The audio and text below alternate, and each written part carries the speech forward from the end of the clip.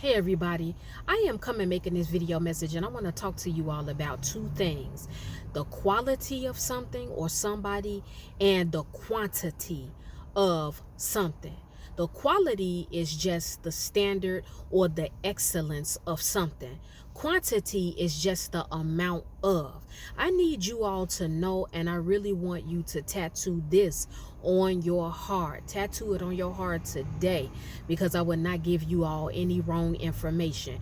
But you all need to be more aware and understand that the quality of something will always override the quantity of something. We live in a world where people automatically feel like someone is winning, someone is successful, and someone is supposed to be respected because of the quantity of people who either follow them, tune into them, or like them. But let me break something down to you all, and I'm gonna quickly take it from a spiritual standpoint. Jesus Christ himself only had 12 disciples, but even within those 12 disciples, Jesus Christ was only really super close with 3 out of the 12. It was always about the quality of the people who stuck close by him. One of those disciples actually would follow Jesus at a distance. You may ask why. Why was that? Why was one of the disciples following Jesus at a distance? Because sometimes someone can see the quality in you, they can see the authority in you, they can see what you come with, what you create, what you produce, and what you deliver. But because you don't have a large quantity of people that it resonates with, or that is tuned in to you or supportive of you, they will follow you and watch you at a distance. Because sometimes when you are authoritative, when you are bold, when you are a bright shining light, and when you are very, very confident and sure of who you are, no matter what goes on in your life or around you, some people don't want to be linked to someone that they don't know how the outcome is going to be with hanging with that type of person. So you can tell yourself, when it came to Jesus, when it was one man following him at a distance, he knew that Jesus was shaking things up. He understood that when Jesus would come on the scene, major changes would come. Miracles would happen. The dead would come back to life. People that were sick were healed. People that were disabled began to walk. So many things got shaken up when Jesus came around. He was clearing the records of people that were in homosexuality, people that were in adultery, people that were drunkards. Jesus was cleaning them up and justifying them by telling them to sin no more. And his name started to reign great everywhere he went. And Jesus also knew that because of the fact people knew that he was a man that did miracles, and he was a man that removed the sins and the backlash from someone because of the bad things that they did, he knew that it was causing more people to talk. And people saw that a lot of people who started out with Jesus, they began to drop off and they began to walk away from him. This is why one of the disciples followed him at a distance. He was on the fence about, okay, should I fully be invested in him? Because people are saying he's crazy. People are saying he's claiming that he's the Son of Man. People are even accusing him of being a drunkard. People laughed at Jesus. And so that one disciple that followed him at a distance, he knew who Jesus was. He knew what Jesus was about. But because of what everybody else was saying about him, he became conflicted about full-blown being in sync and in contact with him. People are like that in your life. People will look at the quantity of something, or the quantity of who everybody is following and in agreement with, and they will be drawn and attracted more to them. But when they see you, You may have a very, very small quantity of people that maybe agree with you when they know you're telling the truth, or a small quantity of people who respect you because you stand for something, or you have a small quantity of people that actually believe in you and your dream and your vision or your goal. However, they don't want to openly admit that they actually like you, that they are supportive of you, and that they're interested in possibly building a friendship or a relationship with you. So in your real life, there are some people that would kind of stay back at a distance. I'm here to tell you the quality of something. In the end, even if you don't see the results of it immediately, the quality of something is always going to trump the quantity of something. In certain cases, the quantity of people, it does move units. We know that there is power in numbers. We know this. We know even in the word of God, it says that the prayers of the righteous availeth much. So Jesus, and I'm paraphrasing, is basically saying that when you get a lot of righteous people together and they begin to pray, things happen, things transition, things change, doors open up, opportunities open up, people get healed. Somebody that was discouraged, they become encouraged, they are revived when it's a larger number of saints that come together and they are supportive of them. However, there's a flip side to being a follower of Christ, and I've talked to you all about this on and off over the past several years. You will always sometimes be misjudged. People will misconstrue what your actual aim is, because if they know, okay, I'm not ready to receive this message, I actually know that it's real, I know that it's true, and I know that this person who is bringing what they're bringing, I know that I need to change this. I know that I need to actually think about what is being said to me and what is being taught to me, because it's ultimately going to make me better. But at the same time, because it's not popular and because people that I know, they don't really like it, I need to keep my distance. So I'm telling all of you, all of you all out here, don't change the quality of what you're doing to pacify and placate other people. People do this every day that they live and breathe. They will stand for something. They will have a vision. They will have a dream or a goal, and they will really be submerged in Christ, or just in their life period. They will say what they mean what they say, and they will stand on it, being 100% authentically who they are, and they don't care about who feels what about it.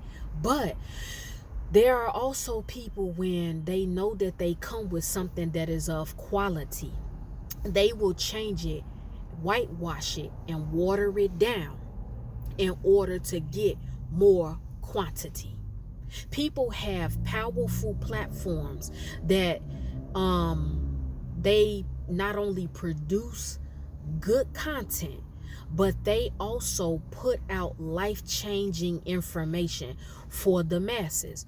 But when people come to them and tell them, you may be guilty of this, people will come to them and say, well, what you're talking about, it is not popular. You're making people uncomfortable.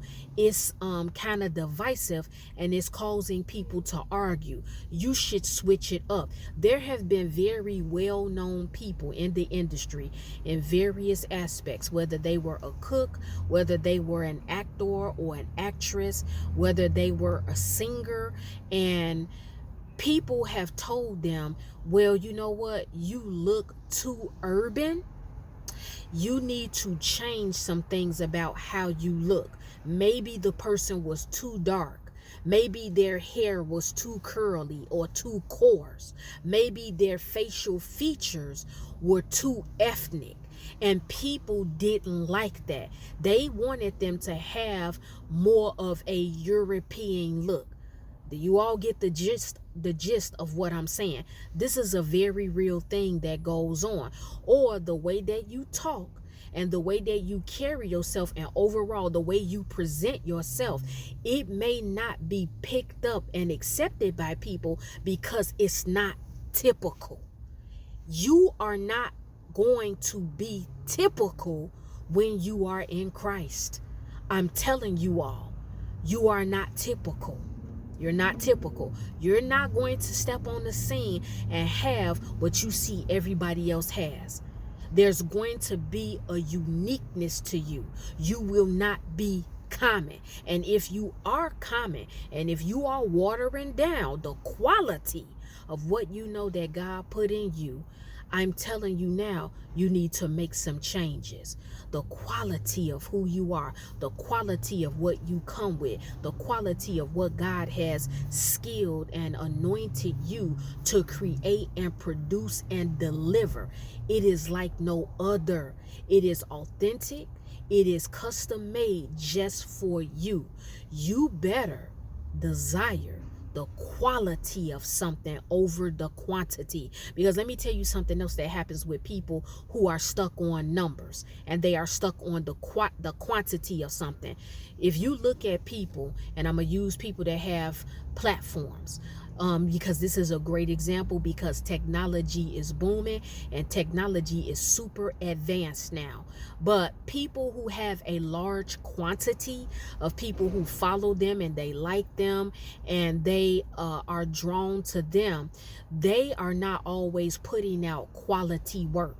If people are out here promoting sexual immorality, people are promoting you to cheat on your husband or your wife, people are promoting alcohol, they are promoting drugs, they are promoting violence, they are promoting racism, things of that nature. They are promoting some level of hate. When people put these things out, people will draw to that. People will be attracted to that. They will jump onto that. But what is the result of that?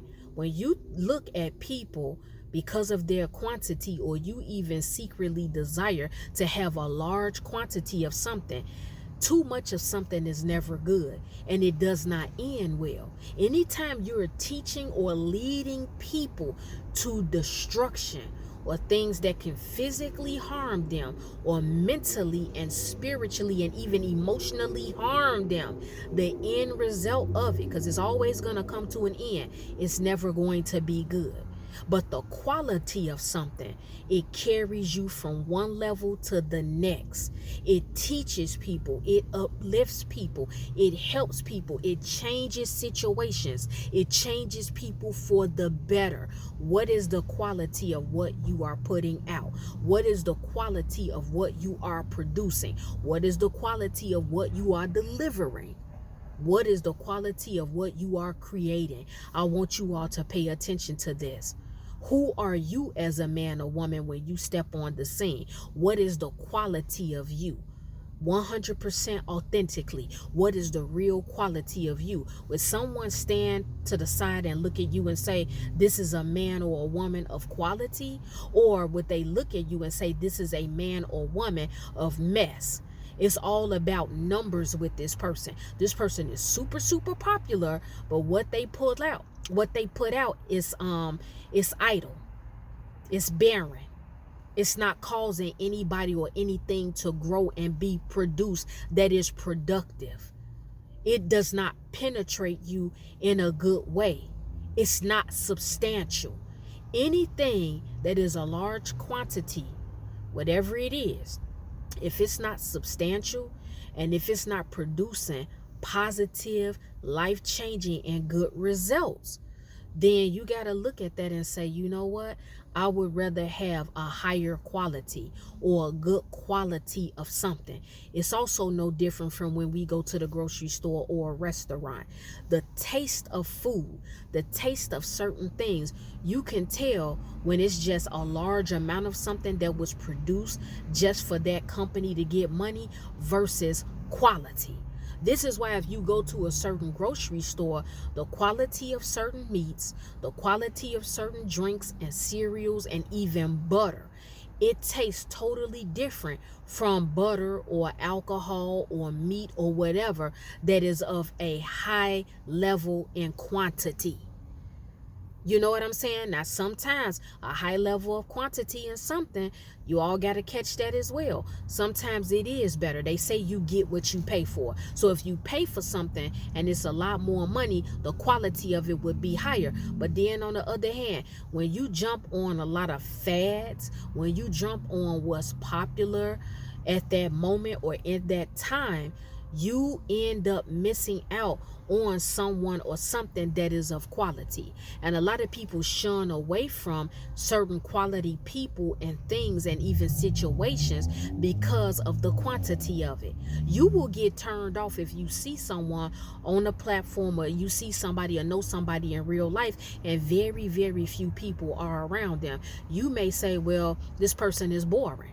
This person is boring. They are not exciting to me. They don't really have a lot going on. They are a real quiet, peaceful person. And a lot of people, they would depict that person as being boring, as being lame. But little do people know, see, it takes a certain type of person to be able to catch the quality in people. That's what the video message is about. You all have got to start seeing the quality in people. Start seeing the quality in situations and in places and in things. Because when you are around a higher quality of something, it benefits you in a good way. Don't ever get caught up with the quantity of something. Like I said in the beginning of the video message, Jesus Christ had 12 disciples. Jesus could have had thousands, probably billions of people following him in that time when he first walked the earth.